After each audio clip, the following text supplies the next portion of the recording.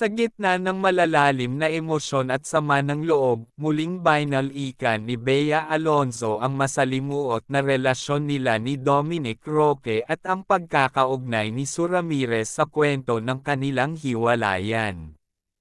Sa isang eksklusibong panayam na punong-puno ng emosyon, inilahad ni Bea ang kanyang mga hinanakit at ang kanyang mga hindi inaasahang pagkatuklas tungkol sa mga tunay na naganap sa kanilang relasyon.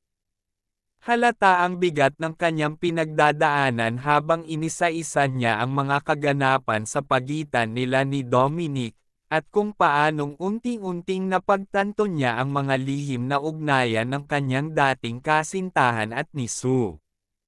Matagal akong nagtiwala kay Dominic, ani Bea. Akala ko, sa kabila ng lahat, kami pa rin sa dulo. Binanggit niya kung paano niya sinubukang ipaglaban ang kanilang pagmamahalan at kung paanong pinili niyang maniwala sa mga pangako ni Dominic sa kabila ng mga tsismis na umiikot sa showbiz.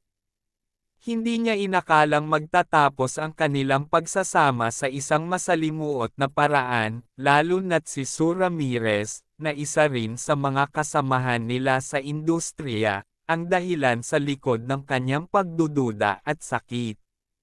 Gusto kong maniwala. Gusto kong isipin na ako pa rin yung pipiliin niya. Pero may mga bagay pala talagang hindi natin nakikita agad, ani Bea, habang nililinis ang luhang tumutulo mula sa kanyang mata. Sa panayam, isinalaysay ni Bea kung paano siya nagsimulang magduda. Ayon sa kanya, hindi naging madali ang mga araw nang maramdaman niyang unti-unting nagbabago ang kanilang relasyon. Pansin na ni Bea ang madalas na pagkatanggi ni Dominic na makipag-usap tungkol sa kanilang mga plano sa hinaharap, at kahit anong tanong niya, tila palaging may bagay na hindi niya maipaliwanag. Napansin din niya ang pagtaas ng mga oras na inilalagi ni Dominic sa labas ng bahay, at ang mga biglang pagbabago ng schedule na dati ay malinaw na nilang napag-usapan. Sinubukan kong tanungin siya, at palagi niyang sinasabi na walang dapat akong ipag-alala, ani Bea. Pero iba yung pakiramdam ko. Alam kong may mali.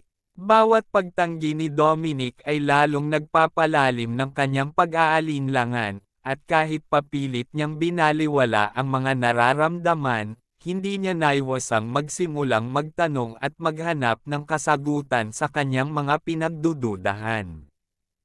Hindi nagtagal, may mga bulong-bulungan mula sa mga kaibigan at kasamahan nila sa industriya. Nagulat si Bea ng isang gabi, habang nasa isang kasiyahan, isa sa mga malalapit na kaibigan nila ang nagbunyag sa kanya ng tsismis na may namumuong espesyal na ugnayan, umano si Dominic at si Sue.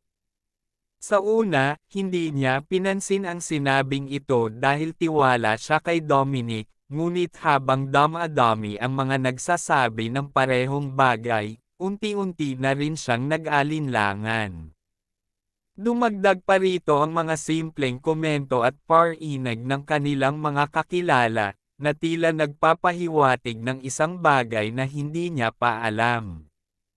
Sa kanyang pag-alala, naikwento ni Bea kung paanong sa kabila ng lahat, nagdesisyon siyang harapin si Dominic at tanungin ito ng direkta tungkol sa kanyang mga naririnig.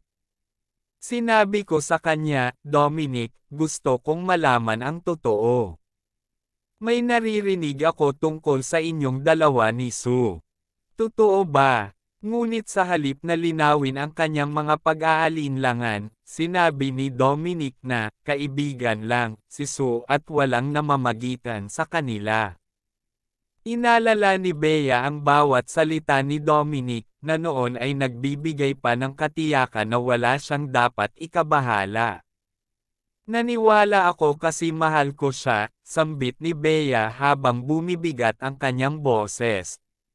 Sinubukan kong magtiwala kasi yon yung inaasahan kong gagawin ng isang taong nagmamahal. Ngunit hindi nagtagal, dumating ang mas masakit na katotohanan. Sa isang pagkakataon, nadiskubre ni Bea ang mga mensahe sa telepono ni Dominic. Nakita niya ang palitan ng mga sweet na mensahe sa pagitan nito at ni Sue na tila sumasalungat sa sinabi ni Dominic na, magkaibigan lang, sila. Mas lalong sumakit sa kanya ang katotohanang pinagkatiwalaan niya si Dominic at ipinaglaban pa ang kanilang relasyon.